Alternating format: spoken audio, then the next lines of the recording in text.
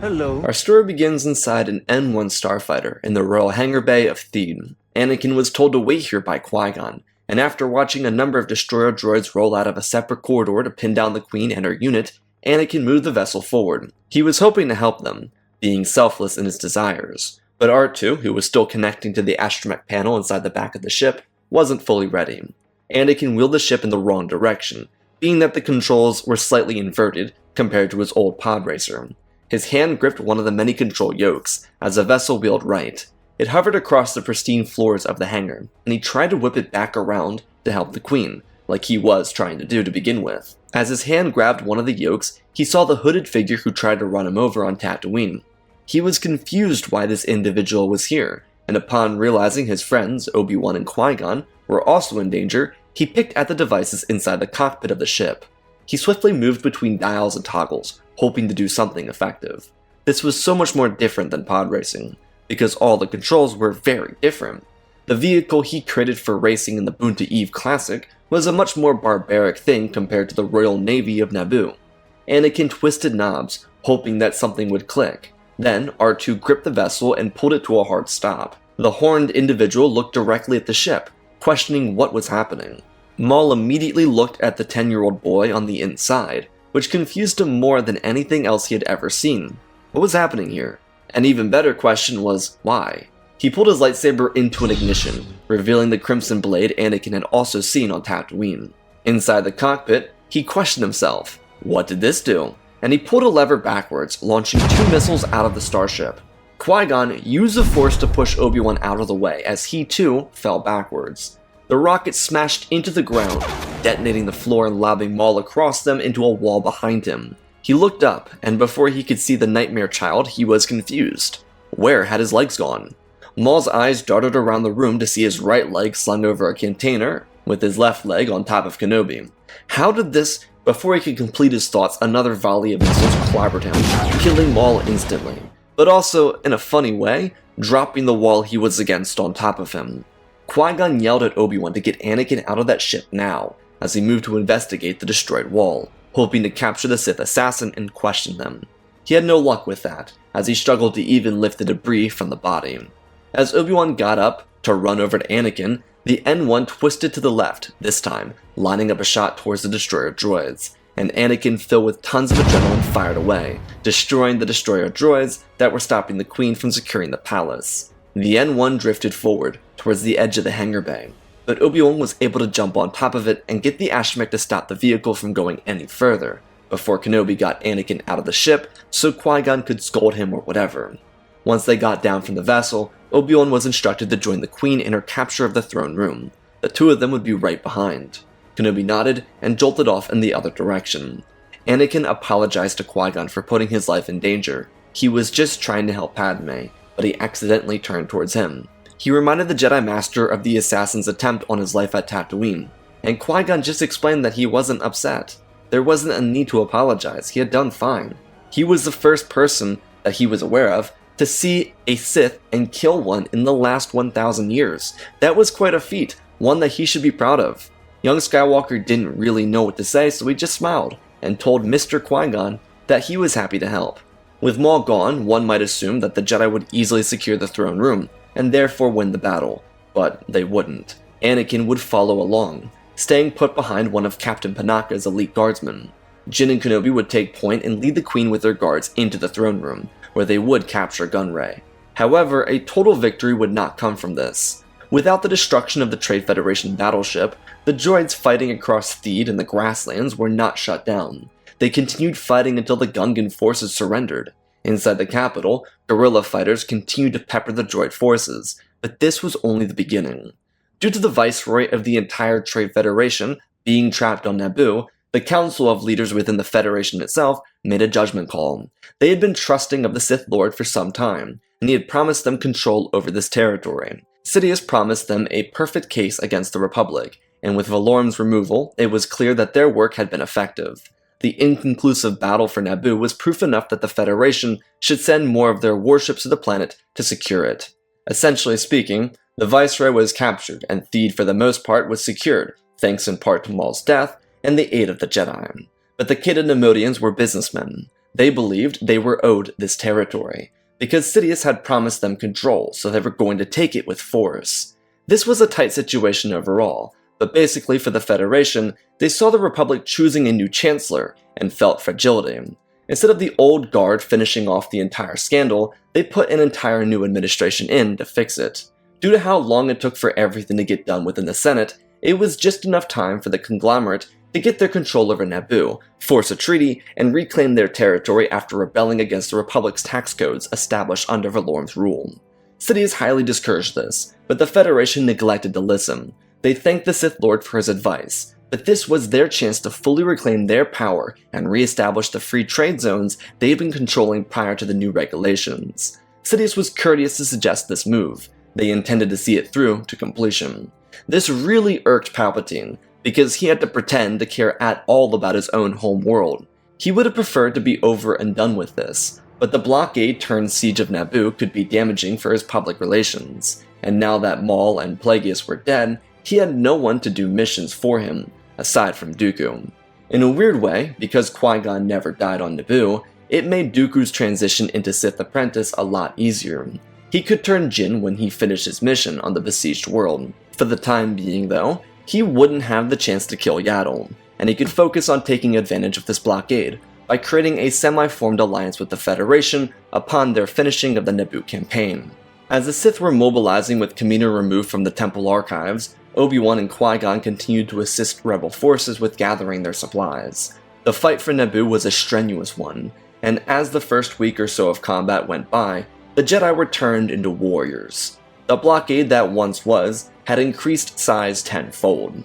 There were dozens of Lucrehulks, along with frigates, and to accompany all of that, the Variation 1 tactical droids, who were leading the assault on the ground. The people of Theed had been evacuated in the middle of the first few nights. All that remained were the loyal guards and the volunteers who wished to serve. The Jedi tried to force Padme to leave the planet, but they couldn't get her to leave. Anakin had been forcibly removed, and he was staying with Padme's family on the outskirts, where everyone else was going. Thanks to some Gungan navigators saved during a strike at the holding grounds, where all the Gungan army was captured, the collective group of people from Naboo, including some Gungans, were able to relocate to undisclosed locations across the planet. This allowed citizens to remain free and live off the land until the time was right, or until the siege ended. Their supplies were already incredibly low, but the Gungans would help the land dwellers with surviving this fight. Inside the capital city, where heavy tanks continued to shell the walls, were the Jedi. Obi-Wan and Qui-Gon had stuck out the battles, and they were leading these warriors through the conflict. The resolve of the Jedi, and most importantly the fighting spirit of Padme, is what kept these fighters going. Without their queen, or the Knights of the Republic, this fight would have been long over. The battle droids had breached the city a number of times, but through varied guerrilla tactics, they had been forced out. The Jedi on the front lines were the biggest aid. Every night was worse than the one that came before it, and as the Jedi came to assume, the only reason Theed wasn't leveled to the ground was because of its necessary impact on commerce in the area.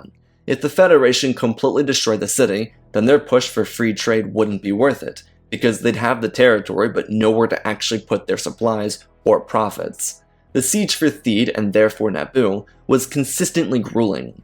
Palpatine didn't send reinforcements, and the Jedi Order was forbidden from leaving Coruscant, per the Chancellor's request. They didn't listen, but they also couldn't get to the surface. The blockade was so dense that there wasn't a location free in orbit from their scanners. Federation leaders were doing everything in their control to make this a victory for themselves.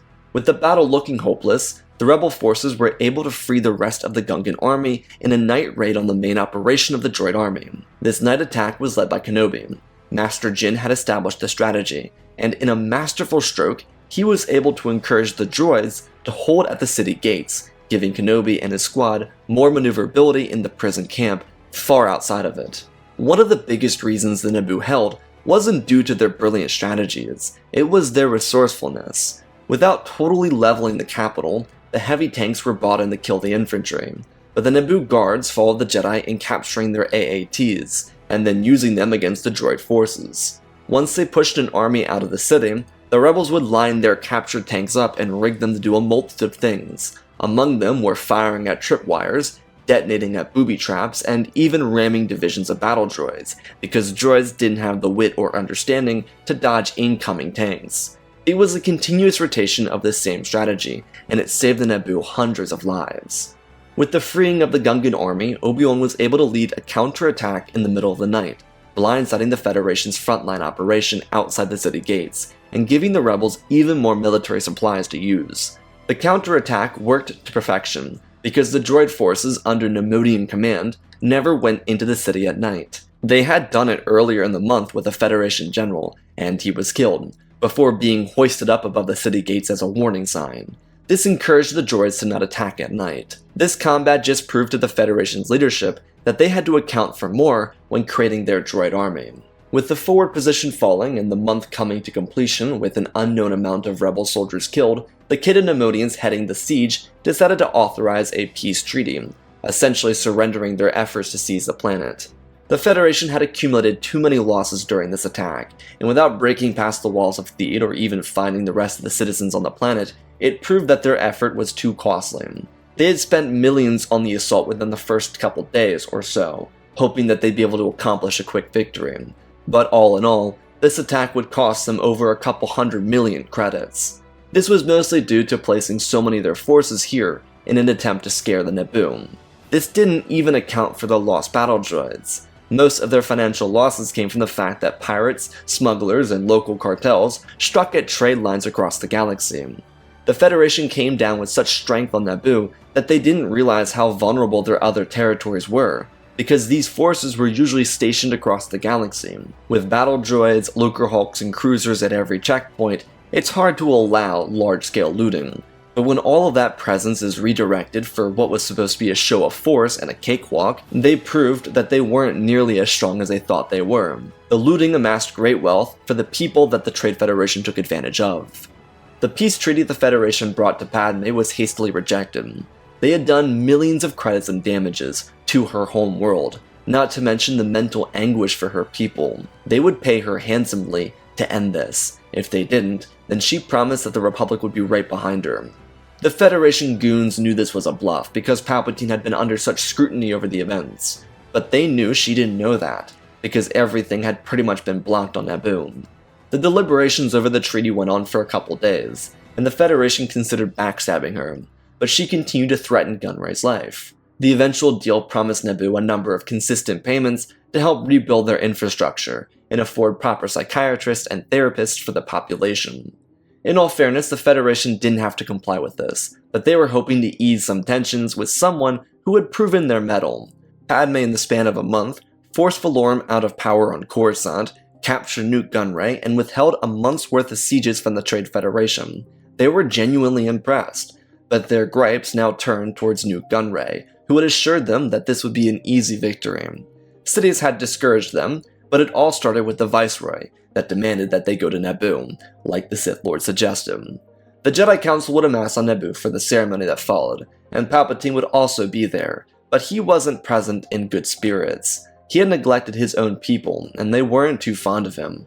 Padme had her own plans for the Chancellor of the Republic, but for now, she was here to celebrate the freedom of her people. Presented before the Council following the ceremony was Anakin Skywalker, the first known individual to kill a Sith since the reign of Bane. The Council was surprised, but how could a 10-year-old boy kill a Sith? The Jedi had actual proof that Maul was indeed a Sith, because of the lightsaber and some other information they pulled from his starship. Nothing connecting him back to Sidious or Plagueis, but artifacts and scripts that he had read through. All of this went to confirm what Qui Gon believed was true, being that Anakin had to be the chosen one from the prophecy. The Jedi couldn't really reject this notion, because it seemed true. How else could a 10-year-old kill a grown man if it weren't for the will of the Force? To the counselors, they saw this as a sign that Anakin should be trained, despite his age, and this came directly from the Grand Master. Yet there was something else plaguing Yoda, which led to his decision to accept Anakin into the Order. He would allow this welcoming, on the condition that he be the one to train Skywalker. He sensed fear within the boy, but Yoda was also directed to do this through his own motivating factor.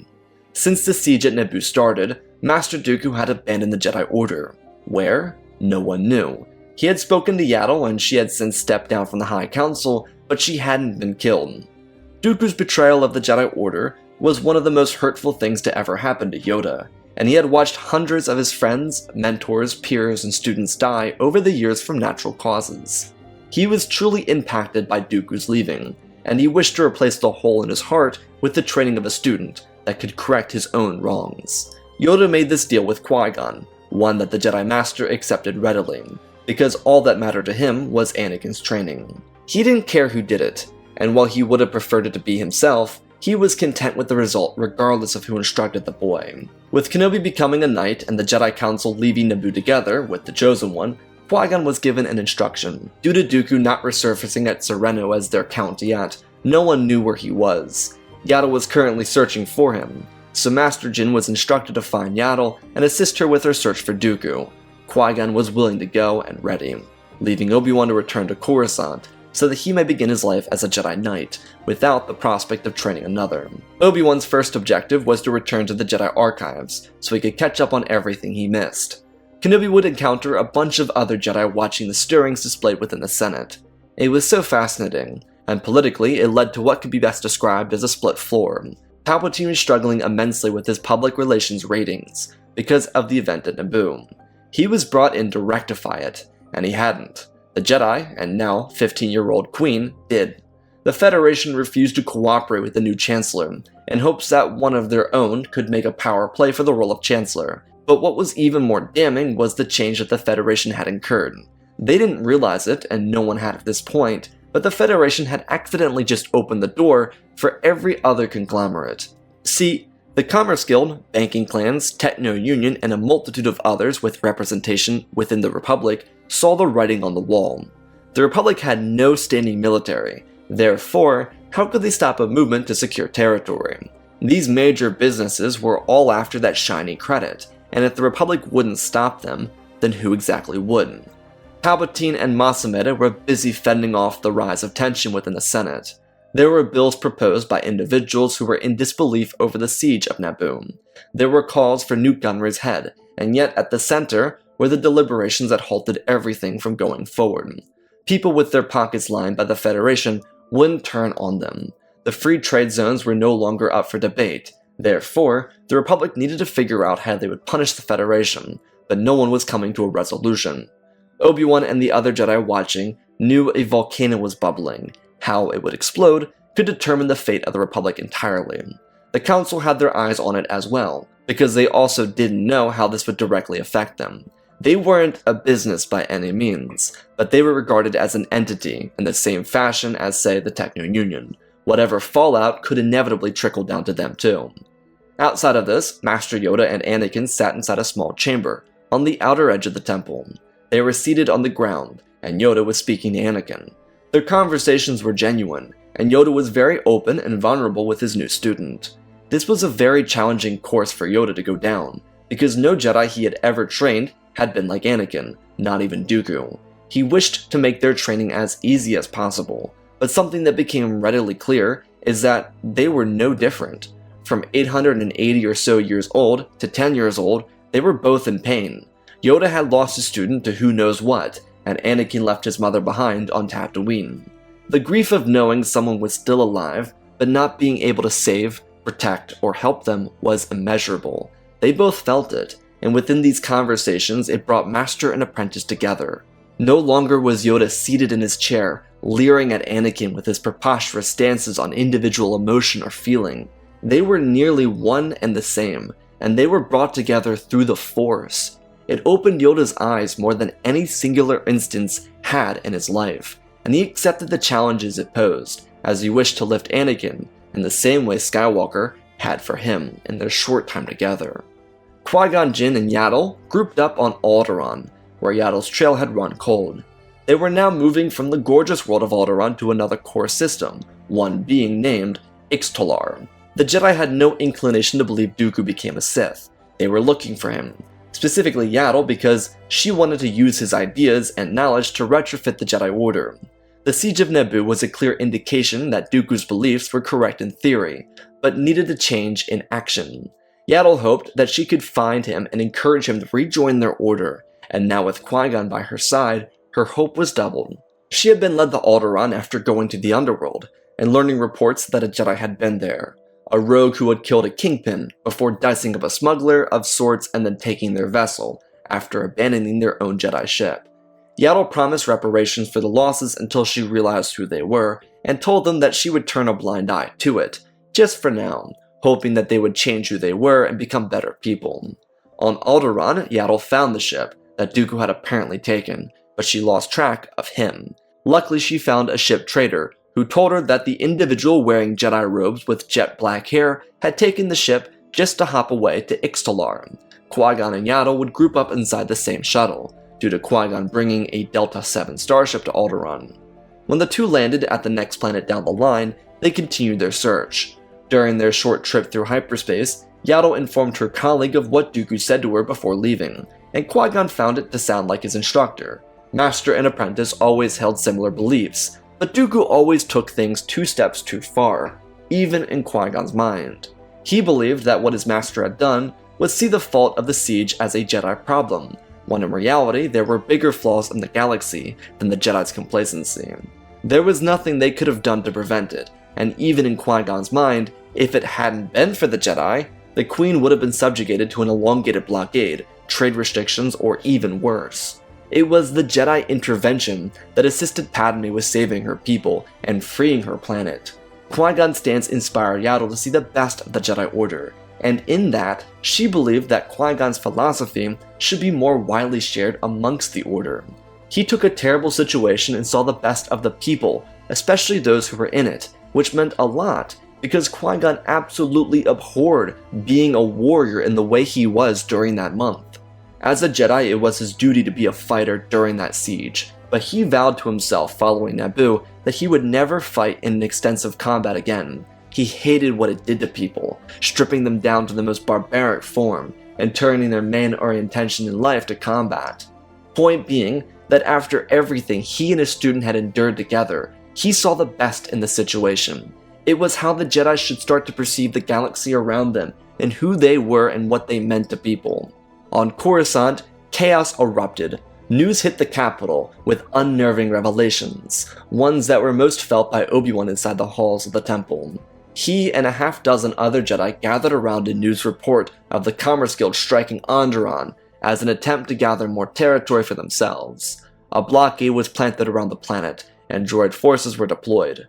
The Chancellor was called into action, and Palpatine looked like a bumbling idiot. He had just returned from Coruscant after pledging resources to the Naboo for the mishap with the Federation. Now he was forced to fend off the scrutiny that would soon follow from Onderon.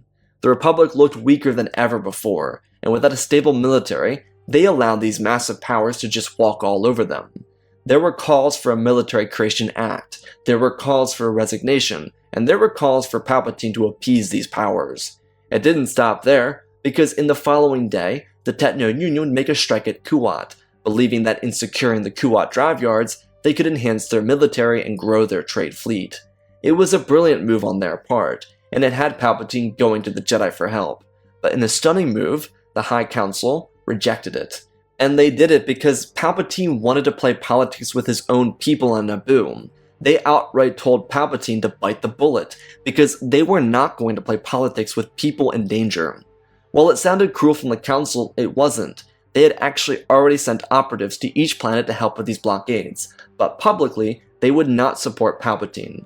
A Jedi spokesperson addressed their stance, as separate from Palpatine but with the Republic. They had seen that the Chancellor truly didn't care about the people, and therefore they were going to serve those people on behalf of the Republic, not its leader. A squad of a dozen Jedi were with Master Windu on Onderon, while another dozen following Adi Gallia were on Kuat. They all hoped that they could resolve these blockades without combat. They wouldn't be so lucky as the tensions evolved. On Ixtalar, Yaddle and Qui-Gon prepared their shuttle. They had run into a Trade Federation figurehead, and Qui-Gon got aggressive. Having seen what happened at Onderon and Kuat, he was fed up. This was the first time Yaddle ever saw someone like Qui-Gon show their anger. There was true fire in his eyes, and his saber was at the throat of a representative of the Union. It was revealed through this thread of the individual's life that Master Dooku had been in tight cohorts with the Union for the past week or so. He was directed to interact with them by some shadow man. His identity was unknown, but Dooku promised to bring prosperity to these conglomerates, per their trust of him. This left both Master Jedi in pure disbelief, but they left the Techno-Union board member alone, before leaving him to be and departing for the next system, Skako Minor. If Dooku was working with these conglomerates, then he needed to be stopped, no matter the cost. Inside their shuttle in hyperspace, through the very short journey, Qui-Gon questioned himself immensely. How could Dooku do this? It was a total betrayal of the man who had trained him. Sure, the Jedi weren't perfect, but openly advocating for these conglomerates to attack the people of the galaxy was outright heinous. It was poisoning the galaxy, and worst of all, it was hurting people. What neither Jedi knew was the why, and Dooku, currently located in an undisclosed location, knew the answer why. The new Sith apprentice was being directed by Palpatine to right the wrongs of these corporations. The Clone Wars were the long-term plan. Without them, they'd be wasting their time. But these groups needed to hold themselves back for a short moment, that short moment being a decade. If they truly wanted to make an impact on the markets and their own respective lives and finances, then they needed to form some alliance with the Sith. It would be hell for Dooku, but he had 10 years to bring the Federation in and stop the Commerce Guild and the Techno-Union from completely destroying their hope for a clone war. What inevitably happened was Qui-Gon and Yaddle would find Dooku in the middle of a meeting with Wat Tambor. Upon their arrival to Skako Minor, the Jedi sent a message to the Council, informing them of Dooku's possible involvement, including the Shadow Man that Qui-Gon believed was a Sith Lord. The Council told them to go carefully and report everything. This was a protocol to ensure the Jedi marked Dooku in the scenario where they died. It would allow the Council to find Dooku if he killed them. When Yaddle and Dooku opened the doors, they saw a boardroom where Dooku, a hooded figure on a hologram, Wat Tambor, and 4 other Skakoian members stood. Cities vanished from the hologram, following the ignition of 2 lightsabers. Dooku turned back without realizing his master's disappearance. As Qui-Gon's name slipped from his mouth softly, he stiffened his frame and smiled warmly. Tyrannus called out to his apprentice, telling him that he was so grateful he was here. He slowly tiptoed around the corner of the table, waving his hand gently towards the board members, as to keep them calm. Dooku expressed to his former student that he had an opportunity that would be favorable for the 2 of them, if he was willing to take it. Qui-Gon pointed his blade towards Dooku and told him that he didn't know what kind of deal Dooku made, but it wasn't held with great respect. Tyrannus understood and turned to see the missing hologram, proof that Sidious had abandoned him. He swiftly turned back and grabbed his saber from his belt, firmly telling Qui-Gon that he made a choice for the future. The Jedi weren't going to do it, and their abandonment of Naboo should be proof enough of that. It was here where Apprentice realized that his master had truly lost his mind. All of his frustrations vocalized, every ounce of anger and disgust with the Jedi Order had been spread into Qui-Gon's mind, and here he saw it externalized for the first time truly. The slim disagreements between the 2 of them seemed like mere conversation, but to Dooku it was more. The Sith apprentice raised his lightsaber from his belt, withholding its ignition. He told Qui-Gon and Yaddle that they could fix the galaxy. They could save billions and transform the Republic into something more. The 2 Jedi held firm beliefs that said change was happening at this very moment.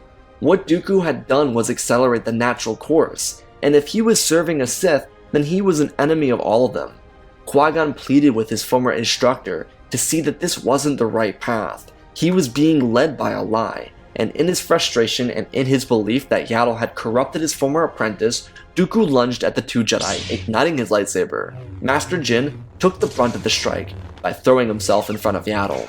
The 2 Jedi quickly moved against the fallen master. Their blades collided, and Qui-Gon continued to plant himself in front of Yaddle, knowing that Dooku wouldn't hurt him directly. Tyrannus could see the strategy implemented by his former student, and it irritated him. Something that aided Qui-Gon during this engagement was his month-long stint on Naboo. The constant battle helped him hone his skills and maintain a more youthful endurance. He ducked away, whipping his hair behind his head and staggering, slipping a strike made for his hand. Dooku drove forward again, where Yaddle was able to defend. The 2 fighting for righteousness struggled immensely. Even without Sidious in his ear and even without darkness flowing through his body, he was an incredible force. Tyrannus had a month worth of loyalty to the Sith, and despite his internal struggles, the appearance of the Jedi, especially Yaddle, rattled him. He swung down at her as she quickly and adequately defended herself from this nasty barrage. Qui-Gon followed behind Dooku, attempting to cut his hand, maybe even remove it if he needed. Neither of them wanted to hurt their friend, but he had gone too far.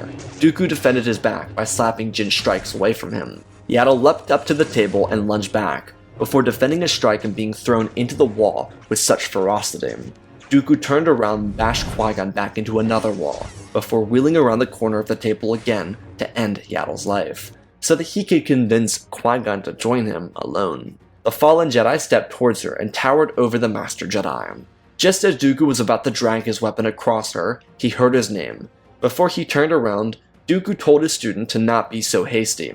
This was a necessary sacrifice for the future. But when Dooku finally faced his apprentice, his heart dropped. Qui-Gon sat knelt on the floor, his lightsaber extinguished, but it was sitting in his hand, and his hand was placed against his chest, right next to his thumping heart. He had taken care of Skywalker. The chosen one was in Yoda's hand. But by the Force, if he watched Dooku threaten the life of another, then he would make sure Tyrannus understood what kind of monster he was. If Qui-Gon took his own life before Dooku's eyes for an action completely within Dooku's control, then it would send a message. Dooku's hand raised, pleading his former student to not do it. Qui-Gon's eyes were closed, and then they opened. He told Dooku that his actions were the equivalent of killing his inner self. He didn't care if Dooku abandoned the order. Qui-Gon cared what kind of man his master became. This left Tyrannus in a perpetual state of fear, knowing that Qui-Gon wasn't bluffing, but it also put his own actions from the past month into perspective. His student, the Jedi, was fighting on Naboo, saving the people, and where was he? Trying to build an alliance. So much of his own work was to quell the other conglomerates, and it continued to fail. Now worlds were under siege, and he was still serving the Sith. It was time to stop and reveal who the Sith Lord truly was. Dooku's blade dropped from his hand as he knelt to the floor and apologized to Qui-Gon for failing him. The former apprentice wiped a tear bubbling under his eye and told Dooku that he betrayed himself. Dooku's actions were against everything he trained Qui-Gon to be. On Coruscant, another defining event was taking place. The diplomat from Kuat had been sent away from the siege, thanks to Adi Gallia, and she was requesting a vote of no confidence against the Supreme Chancellor of the Galactic Republic. His negligence in the face of these events had pushed her people to the same extremes as those seen on Naboo. Local militias and Jedi were there to help them, but it never should have been the case. The diplomat referred to the failure of the Republic, and she called for a change in leadership and a change in government if the current body could not properly govern in times of emergency. Instead of being silenced by loyalists to Palpatine, it was praised. People cheered it on, and perhaps the greatest reason for this was the fact that the core was attacked. If Kuat wasn't hit by these strikes, or another core world wasn't hit, chances are Palpatine would maintain his role. In his fury and in his anger, after watching so much of the Sith plan fail in the past month or so, he decided to destroy the Republic himself. Palpatine shoved his lightsaber through Masameda, and then Sly Moore, before raising his hands to the Senate chambers. He locked every single door to every single pod with a flick of a switch. It was an emergency device. And then he fired electricity. He ripped personnel from their pods. He pulled pods from the wall and launched them in other directions. With the doors sealed shut, no one could escape, and the few pods with weaponry inside of them fired at him. But there was nothing they could do. An emergency was slated for the Senate building, but he was prepared with his own escape. He stood up on the top of his center pod and continued surveying the damage, making sure every single last one of these people died. Once the Senate chambers were cleared of representatives, he descended into the floor. By the time he got to his office, he was reported to the rest of the Senate Commando Force and the Jedi as an enemy. So once his pod tapped the ground inside of his own room, he was blitzed by Senate commandos. A few of these commandos had entered the main chambers and seen him killing people, so that those inside the executive office meant to protect him were able to turn on him for being a traitor. His saber ignited and he quickly tore through the guards without much issue. They blasted at him, but he was a Sith Lord. As Sidious started to make an escape for himself, even cutting down a few loose representatives or aides in the hallways, he was confronted. A group of Jedi Temple guards arrived at the Senate building first, as they were the quickest to respond. Sidious's sabers ignited once more, and he lunged across the hall at them. They quickly defended themselves, but due to the sheer amount of them, which was 8, they had moved into offense. Sidious's dominant hand slashed back, while the non-dominant one covered every corner for defense. He whipped his body down with intense speed, crushing through one of his opponents before lifting another off their feet. He shoved his sabers around into an X before whipping them apart and plunging the dominant one through the mask of another Jedi guard. He was so amused and he enjoyed every second of this, but he had been using so much energy after killing everyone in the Senate that he needed to go because he was wearing down. Palpatine leapt over a guard before using their own weapon to kill another Jedi, before slicing down the remaining few with relative ease. Truthfully, no one entering the Senate knew what they were getting themselves into, so this Temple Guard unit didn't think that Palpatine was a Sith. They thought maybe a bounty hunter, not a Sith Lord. So when they attacked him, they were left with total disbelief. Just as Sidious made it to the executive landing dock, he was blitzed by another Jedi shuttle breezing by, blowing his escape pod to smithereens and lobbing him across the dock. He rolled off the ground and looked up to see Master Plo and Mundi leap from the ramp of the ship, quickly followed by 4 more Temple Guards and Depa Billaba. The ship landed, and as he was engaged with the 7 Jedi, he was attacked by one more, Eeth Koth. The Sith Lord did everything within his power during this grueling duel. He started by electrocuting Plo and throwing him across the dock into a Temple Guard. Sidious parried Mundi before slashing down one of the other few Temple Guards. His strength was still present, but it was slipping out of him. Ki-Adi-Mundi and the Sith Lord engaged. Their duel was separated into a 1 versus 1 for a short stint. It gave the two opponents to get a good feel for each other. Ki-Adi preferred to be aggressive, which he used a lot here, but in seeing the raw strength of his opponent, he played gently. He slipped the Sith when Depa joined him, using her master's teachings against Sidious, but he played it into his own weaknesses. With his energy slipping, he pretended to have a losing fight. He whipped himself between the counselors and found himself engaging the Temple Guards again. They were meant to be elite, and sure, they were, just not quite on his level. Though it was through his arrogance with these guards that one of them was able to slash the back of his hand open. He reeled in pain but used it against them, and despite dropping his non-dominant saber in the strike, he was able to strangle the guard with the Force, while fending off the other 2 guards. As Sidious held his own, he was jabbed in the back by Plo. The Jedi Master, buzzing with electricity, miscalculated his strike, and only hit an unimportant artery, leaving Sidious to whip back and smash Plo's mask off of his face with a balled fist. Plo fell to the ground, ducking the inevitable strike following the blow, as he tried to find his own footing and strength again. Depa stepped over Plo and defended him, giving Mundi a chance to strike. Ki-Adi swung down from the air as Sidious was jabbed by Eeth Koth, but he refused to falter. Mundi pressed further, and Plo told Depa to go, he'd be fine.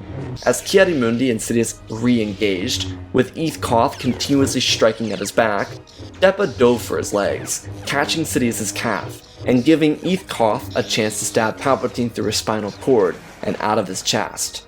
It would be the killing blow.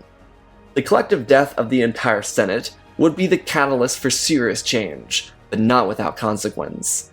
Despite how negative the Senate was for the actual Republic, it was the only thing keeping the Commerce Guild, Trade Federation, Techno Union, and so on from opening the floodgates. Once the Senate was killed by Palpatine, it was open season on Republic territory, which is what Palpatine initially wanted to happen, which would lead to a total revolution from the people in the aftermath. Dooku would be imprisoned inside a Jedi-created prison, where he would be restrained for the rest of his life. He'd confess everything, and even admit that he didn't do much to sway these groups into attacking the Free Galaxy, because that was not his intention, but the damage was done. He sided with the Sith, and therefore he was a traitor to freedom, peace, and justice. However, there would be some solace. Qui Gon would forgive him. Anakin would grow up in a hostile galaxy, but with the training of the Grand Master, he would thrive. It would take time, but through serious compassion, especially with Dooku's fate, Yoda and Anakin would free his mother. He would eventually become the Chosen One, the one that Qui-Gon believed he'd be, but it wouldn't be through killing a Sith. Decades later, he'd be responsible for crushing a group of Darksiders that took control over the criminal syndicates, ones called the Knights of Ren. It would be his legacy to the Jedi Order, as their Grand Master, who finished off the darkness. Long before that ever came, though, the war on the galaxy hosted by these major powers would be stomped out by the Jedi and a rebelling populace. Qui-Gon, despite his hate for conflict, would lead the charge in his own way, knowing that it was the right thing to do. This effort would take years to complete, but it would lead to a more sustainable future, one that would see politicians like Padme rise to the podiums of power. And in the sense of being like Padme, they all had a great desire to be public servants, not to be served by the public. The conflict that created these tensions eventually transformed the Republic into a heroic system, one that heralded in a new age, one that had even Jedi representatives, one of which being Obi-Wan. These Jedi reps were meant to maintain the honesty of the Republic, and remove any individual with the intent to use the dark side of the Force from their chambers. Dooku's honesty stopped the creation of the clone army, saving an entire generation of beings from a life full of suffering. And while what he revealed didn't directly end the Sith, Palpatine's faulty attempt to escape highlighted their conclusion. If it weren't for a little boy who accidentally killed a Zabrak on Naboo, the Jedi wouldn't have undermined the greatest powers of their era to bring true peace, harmony, and light to the galaxy. And that, my friends, is our story. Again, special thanks to the patrons: Manuel Wells, Ozpin, Angel Dust, Alexander Reese, The Beginning and End, Jack Silver, Prismatic Warlock Master, Lyndall Asher, Smoobs, There Are Cars, Darth Fishiate, Seju Jagger, Groot 36, Hunter Belden, Rosebird, General Alexander, Robin Roberts, Blackie Chan, Django Fat Clone, Nick 5098, Ben Ingram, The Big Red Pyramark, Diamond Constant, Darth Nemesis, Lord Tibbs, CC2024, Galvin Gaming, Tristan, Mandalore, Sir William 1767, Darth Revan, Grandaddy Bane, Laliant, Sky Guy, Penguin, Cullen Rooney, Shark Midori, RG38, Nick, Michael Erlanger, The Last Jedi, Apollo Weewo 670, Annika Stink Runner, CT7567, Toaster Oven, Oz of Oz, Darth Knox, The Eternal Padawan, Joshua Tem, Johnny DeGuin, Sansa Skeleton, Jedi Sloth, Mr. Yeet Gamer, Lord Calic, Youngling Slayer 66, Man Manu Studios, Anakin 003, Lord Draken, Ford's Legacy Star Wars, Erebus, Rex the Wolf, The Man of Three First Names, Darksing 46, Baron Joshua, and Lord Deadwing. For supporting the channel, smash that like button. Let's talk about this thumbnail, because this thumbnail is fucking hilarious. I love this thumbnail. I said it to the patrons in a post earlier, but during this whole process for me, I'm very artistic, so just making things is just a way for me to heal. And I started making thumbnails, and this is one of them. And this thumbnail just cracked me up. I think it's hilarious. I just, the concept of Anakin being like, what does this do? And like lobbing missiles at Darth Maul. I think it's funny. I don't know. But the story itself, I had a lot of fun with the story. I say it every story because I really do. I just have a blast writing these stories for you guys. But the concept I really honed in on when I first started getting into this story is the idea of the blockade transforming into a siege Naboo, one lasting for a month. It was originally going to be a little bit longer, but I decided to go for a month on this one, and I think it would just lead to a complete unraveling of the entire system. Like the idea of having the other conglomerates going after different systems because the Federation got away with it. In canon, they basically get away with it because Newt Gunray never goes to jail, and he's like just hanging out for 10 years doing nothing. And so I kind of wanted to play with that and kind of speed up the whole entire process of the Clone War, but not make it a Clone War. For the Qui-Gon and Yaddle fight, I think Dooku would win that very easily, and he kind of does. Going into the story, I knew there'd be a fight between Yaddle, Qui-Gon, and Dooku. I always knew that in some way, shape, or form, it was going to end with Dooku winning. As I was writing it, though, I got to that conclusion where Qui-Gon almost like sacrifices his life for Yaddle, and that's like just, I don't know, I think that's pure Qui-Gon right there. But I hope you all enjoyed the story. I love you all, spread the love, and always, my friends, may the Force be with you.